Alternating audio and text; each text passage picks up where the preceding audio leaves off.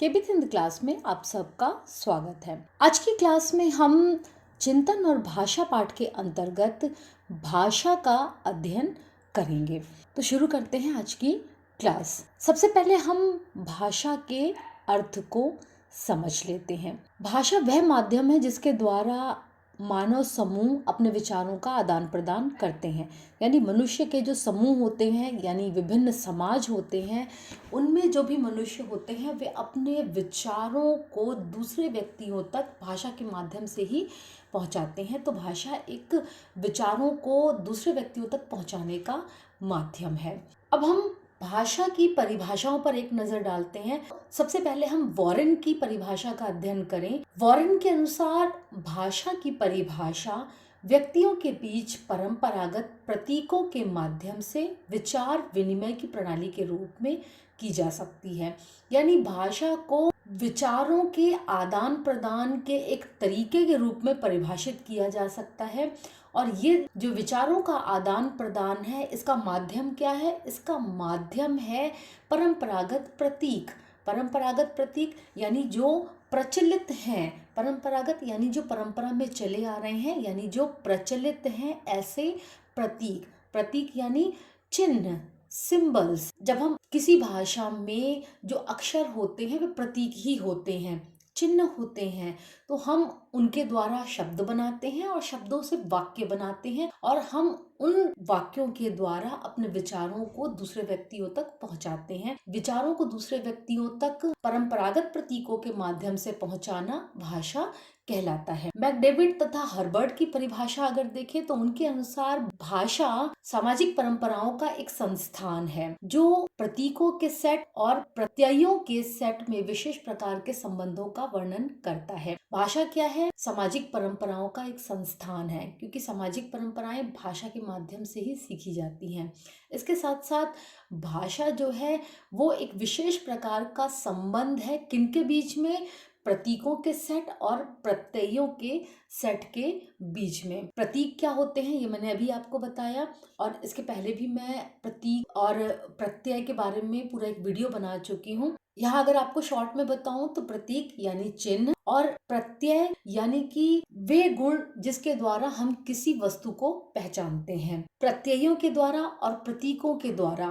तो इस प्रकार प्रतीकों और प्रत्ययों में एक विशेष संबंधों का वर्णन भाषा के अंतर्गत किया जाता है। कुप्पू स्वामी के अनुसार परंपरागत प्रतीकों के संप्रेषण के माध्यम के रूप में भाषा को परिभाषित किया जा सकता है। यानी परंपरागत प्रतीक, परंपरागत इसलिए कहा है क्योंकि ये प्रचलित होते हैं। व्यक्ति नए शब्दों का निर्माण नहीं करता, बल्कि जो शब्द उस भाषा के निर्माण के समय में बने थे उन्हीं शब्दों का परंपरा के रूप में प्रयोग किया जाता है। तो जो परंपरागत प्रतीक होते हैं उनके संप्रेषण के माध्यम के रूप में प्रतीकों के द्वारा हम क्या करते हैं? संप्रेषण करते हैं।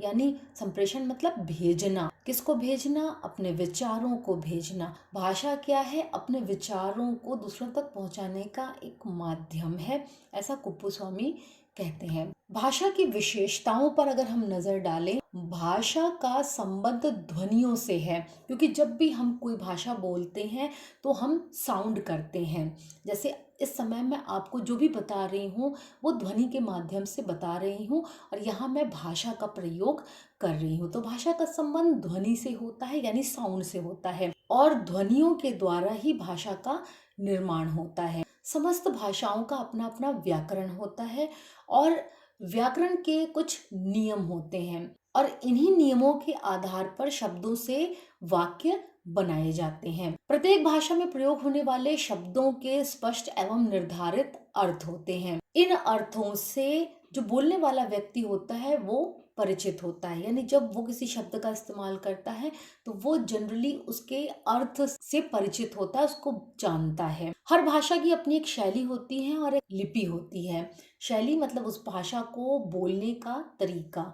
हर भाषा का अपना एक लहजा होता है, एक स्टाइल होता है। उसको लिखने का तरीका जिसे लिपि कहते हैं वो भी हर भाषा की अपनी अलग लिपि होती है। भाषा के ही माध्यम से सारी जो सामाजिक अंतःक्रियाएं होती हैं, यानी सोशल इंटरेक्शन होते हैं। एक व्यक्ति दूसरे व्यक्ति से बातचीत करता है या अपनी बातें शेयर करता है, अपने विचार व्यक्त करता है, वो भाषा के माध्यम से ही होता है। भाषा के प्रकार, भाषा के 3 प्रमुख प्रकार हैं: मौखिक भाषा, लिखित भाषा और सांकेतिक भाषा। मौखिक भाषा, जिसे वाचिक भाषा भी कहते हैं, ये भाषा का वो रूप होता है जिसमें हम अपनी बात को बोलकर व्यक्त करते हैं। मौखिक भाषा में विचारों का संप्रेषण व्यक्ति अपने मुख से करता है, अपनी वाणी के द्वारा करता है। तो उसके मुख से, वाणी के द्वारा जो भी शब्द उच्चारित होते हैं वो मौखिक भाषा कहलाता है। सामने वाला व्यक्ति जो भी बोला गया है उसको अपने कानों से सुनकर ग्रहण करता है और उसका मीनिंग समझ लेता है, उसका भाव समझ लेता है। वाचिक भाषा जो होती है, यानी जो मौखिक भाषा होती है, वो काफ़ी विस्तृत होती है, क्योंकि बहुत सारे ऐसे शब्दों का प्रयोग भी किया जाता है जिनको जनरली हम लिखित भाषा में नहीं कहते, जो कि लोकल लैंग्वेजेस में यूज़ की जाती हैं, लेकिन उनको हम लिखना चाहें तो बहुत ही क्लिष्ट तरीके से लिखेंगे। लिखित अथवा अंकित भाषा, भाषा का यह रूप लिपि पर आधारित होता है। लिपि यानी जब हम किसी शब्द को लिखते हैं तो वो लिपि होती है। हर भाषा की अपनी एक निर्धारित लिपि होती है। भाषा के इस रूप में जो भी शब्द या वाक्य होते हैं उनको कहीं पर, जैसे कागज है या कोई अन्य सरफेस है, उस पर अंकित कर दिया जाता है। पढ़ने वाला व्यक्ति यानी जो दूसरा व्यक्ति है वो इन शब्दों को पढ़कर, इस भाषा को पढ़कर उसका मतलब समझता है। तो लिखित भाषा यानी जब हम भाषा को लिपि के रूप में कहीं पर अंकित कर देते हैं तो वो लिखित भाषा कहलाती है। तीसरी है सांकेतिक भाषा। सांकेतिक भाषा यानी इशारों की भाषा। इस भाषा के अंतर्गत व्यक्ति अपने विचारों को या अपने भावों को संकेतों के द्वारा व्यक्त करता है। ये संकेत भाव भंगिमाओं के रूप में होते हैं। अलग अलग समाजों में जो भाव भंगिमाएं होती हैं उनका अर्थ अलग अलग होता है, यानी एक समाज में किसी संकेत का अर्थ कुछ और हो सकता है और दूसरे किसी समाज में उसी संकेत का कोई दूसरा अर्थ हो सकता है। भाषा का महत्व, भाषा मनुष्य को अन्य प्राणियों से अलग बनाती है और उच्च बनाती है, यानी भाषा के द्वारा ही दूसरे प्राणियों से व्यक्ति श्रेष्ठ या उच्च होता है। मनुष्य के अतिरिक्त कोई भी ऐसा प्राणी नहीं है जिसके पास विकसित भाषा हो। भाषा के कारण ही महान सभ्यताओं का जन्म हुआ है और संस्कृतियों का विकास हुआ है। किम्बलियन के अनुसार निश्चित रूप से भाषा मानव संस्कृति की अत्यंत महत्वपूर्ण कारक है। भाषा के बिना संस्कृति का अस्तित्व ही नहीं हो सकता। समस्त सामाजिक अंतःक्रियाएं भाषा के माध्यम से संपन्न होती हैं। शेरिफ एवं शेरिफ के अनुसार शब्दों के द्वारा व्यक्ति एक दूसरे के निकट संबंध में आते हैं, यानी जब व्यक्ति अपनी बातों को दूसरे व्यक्ति से शेयर करता है तो वो एक दूसरे के क्लोज हो जाते हैं, एक दूसरे को समझने लगते हैं।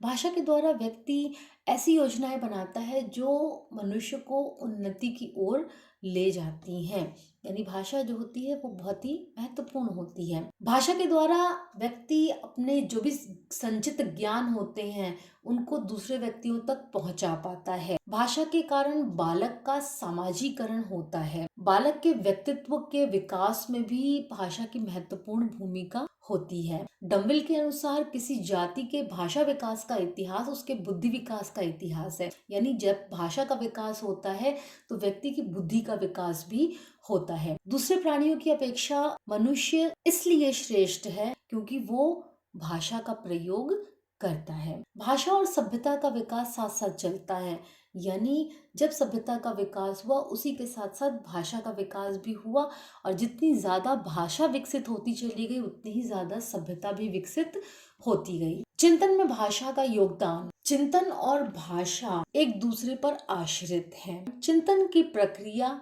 भाषा के माध्यम से चलती है, यानी जब भी हम किसी समस्या पर सोच विचार करते हैं तो हम भाषा का प्रयोग करके ही सोच विचार करते हैं। चिंतन की प्रक्रिया में स्मृति की भूमिका महत्वपूर्ण होती है, क्योंकि जब हम कुछ सोचते हैं, किसी समस्या का समाधान करने के लिए सोच विचार करते हैं, तो हमारी जो पास्ट एक्सपीरियंसेस होते हैं, जो पहले हमने अनुभव किया होता है, वो सारा हमारा स्मृति के रूप में स्टोर होता है और वो चिंतन में मदद करता है। तो चिंतन की प्रक्रिया में स्मृति की भूमिका महत्वपूर्ण होती है। स्मृति के निर्माण का जो काम होता है वो भाषा के द्वारा होता है। यानी स्मृति जो हमारी मेमोरी होती है, हमारी मेमोरी में जो भी चीजें स्टोर होती हैं वो भाषा के द्वारा ही निर्मित होती है। चिंतन की प्रक्रिया की अभिव्यक्ति भाषा के द्वारा होती है। यानी जो कुछ भी हमने सोचा है उसको हम अपनी भाषा के द्वारा ही व्यक्त कर पाते हैं। व्यक्ति अपने सारे विचारों को भाषा के माध्यम से व्यक्त करता है। चिंतन की प्रक्रिया में समय की मितव्ययिता भाषा के द्वारा ही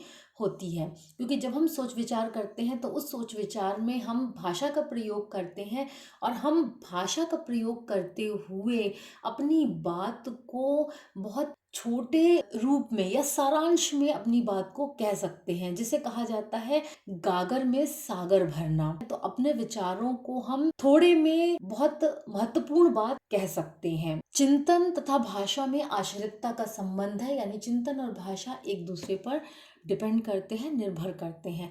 जहाँ एक और चिंतन की प्रक्रिया में भाषा का योगदान होता है, यानी हम भाषा का इस्तेमाल करते हुए चिंतन करते हैं, वहीं दूसरी ओर भाषा के विकास में चिंतन की महत्वपूर्ण भूमिका होती है, क्योंकि जब कोई भाषा बनती है तो उसमें जो शब्द होते हैं, उसका जो व्याकरण होता है, उसको बनाने में चिंतन ही महत्वपूर्ण भूमिका निभाता है। चिंतन की प्रक्रिया भाषा पर निर्भर करती है और भाषा का विकास चिंतन के बिना हो ही नहीं सकता। इसके अलावा जो भी साहित्य होते हैं उनकी रचना भाषा के माध्यम से ही होती है। संपूर्ण साहित्य व्यक्ति को चिंतन के लिए प्रेरित करता है। यानी जब भी हम किसी साहित्य का अध्ययन करते हैं तो हम कुछ न कुछ चिंतन करते हैं। साहित्य अध्ययन से व्यक्ति की चिंतन क्षमता का विकास होता है। आज के इस वीडियो में हमने भाषा के अर्थ, परिभाषा, उसकी विशेषताओं, प्रकार, महत्व और चिंतन और भाषा में क्या संबंध है उसका अध्ययन किया। आज की क्लास आपको कैसी लगी? अगर ये वीडियो आपको पसंद आया तो मेरे चैनल को सब्सक्राइब कीजिए, बेल आइकन प्रेस कीजिए, लाइक कीजिए और शेयर कीजिए। धन्यवाद।